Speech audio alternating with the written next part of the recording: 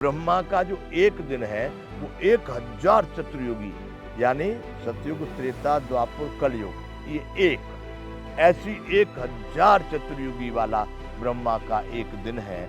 ऐसे ही ब्रह्मा की जो रात्रि है ना, वो भी 1000 चतुर्युगी वाली है।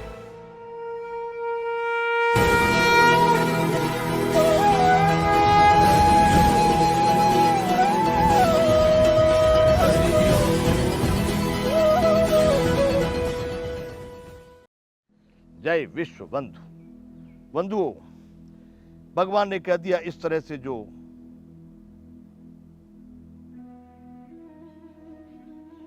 शरीर छोड़कर जाता है वह मुझे प्राप्त होता है। ये संपूर्ण गीता ज्ञान इस समय पर 8वां अध्याय प्रारंभ चालू है। अब भगवान आगे कह रहे हैं, अनन्य चेता सततम यो माम स्मृति नित्य सह तस्याहम सुलभ पार्थ नित्य युक्त से योगिन है। हे पार्थ, जो पुरुष मुझ में अनन्य चित्त होकर के, अनन्य चित्त जिसका कहीं दूसरा और कोई ध्येय नहीं है, अनन्य अन्य नहीं, सदा ही मुझ पुरुषोत्तम को स्मरण करता है, उस नित्य निरंतर मुझ में युक्त हुए योगी के लिए मैं सुलभ हूं, अर्थात सहज ही प्राप्त हो जाता हूं। जो सतत सतत सतत और दूसरा कोई उसके अतिरिक्त उसका कोई लक्ष्य नहीं है, कोई रास्ता नहीं है, कोई बात नहीं है, इस तरह से जो मुझे नित्य प्रति चिंतन करता है उसके लिए मैं सहज आसानी से सुलभ हो जाता हूं और वह मुझे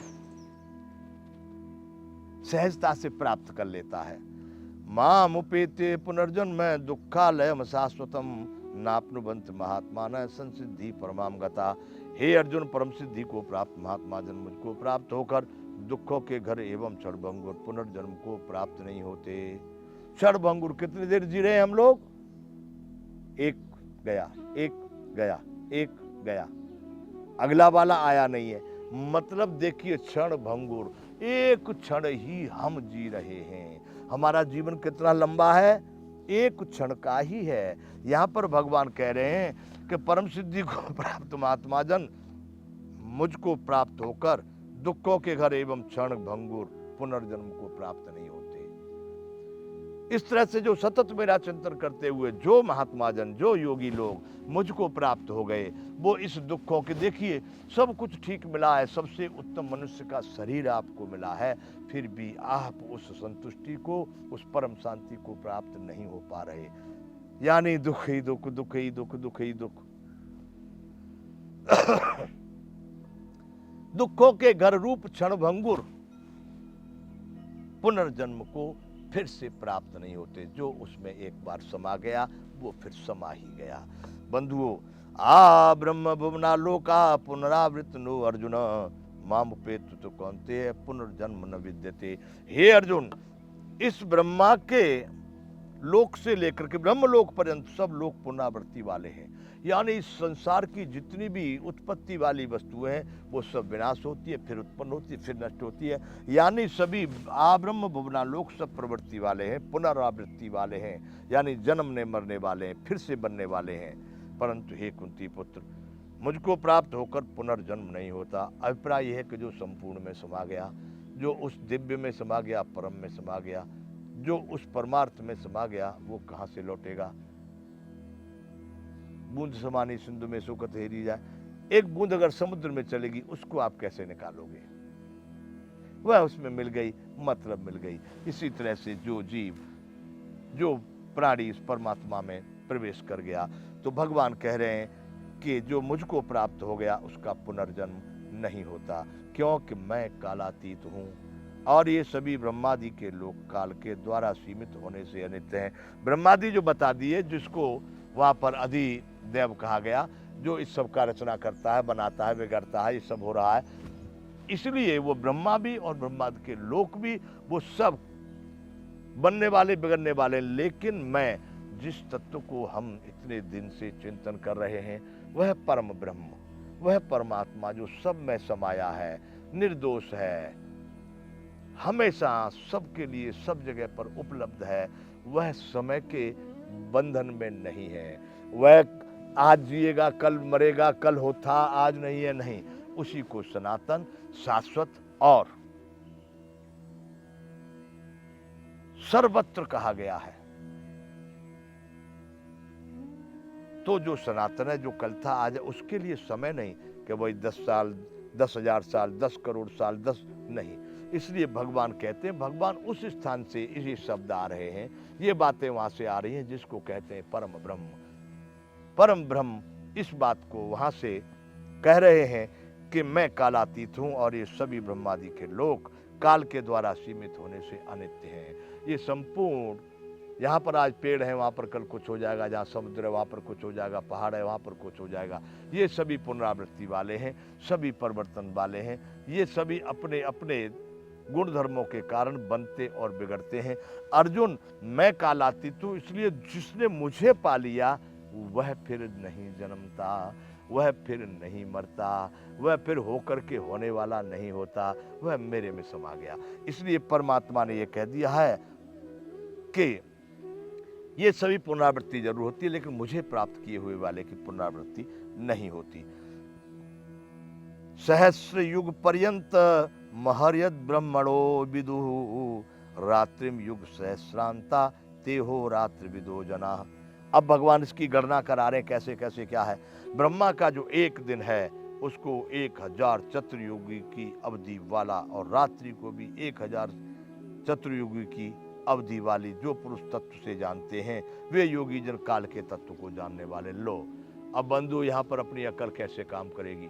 ब्रह्मा का जो एक दिन है वो 1000 चतुर्युगी, यानी सतयुग, त्रेता, द्वापर, कलयुग, ये एक ऐसी 1000 चतुर्युगी वाला ब्रह्मा का एक दिन है।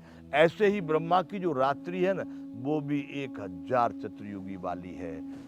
अब ब्रह्मा किसको कहा? जो इस संपूर्ण की रचना कर रहा है, जो इस संपूर्ण को बना रहा है।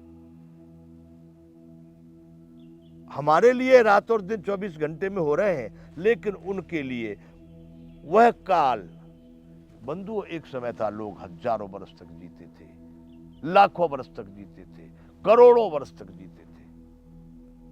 तो ये अब के हिसाब से वर्ष से करोड़ वर्ष से तो कितनी चतुर्युगी हो जाएंगी।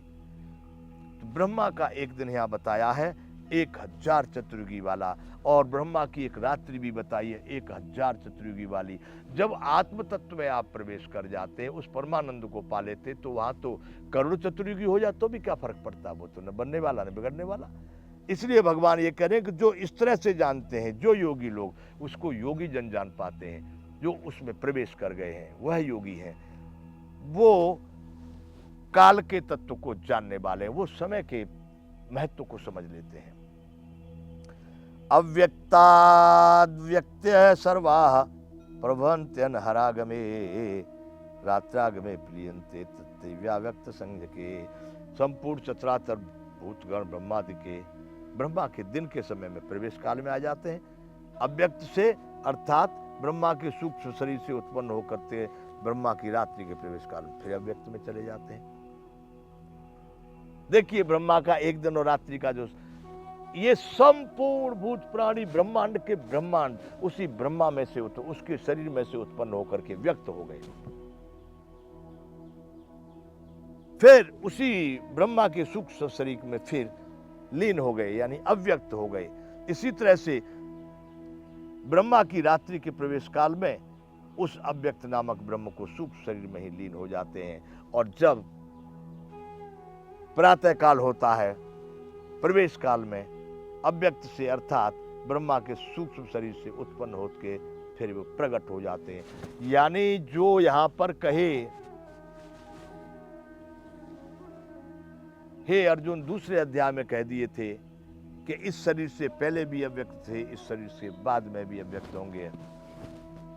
अव्यक्त नदनान्य तत्र का परिदेवना, ये संसार में इस शरीर से पहले भी हम नहीं थे, शरीर के बाद में भी अव्यक्त होंगे।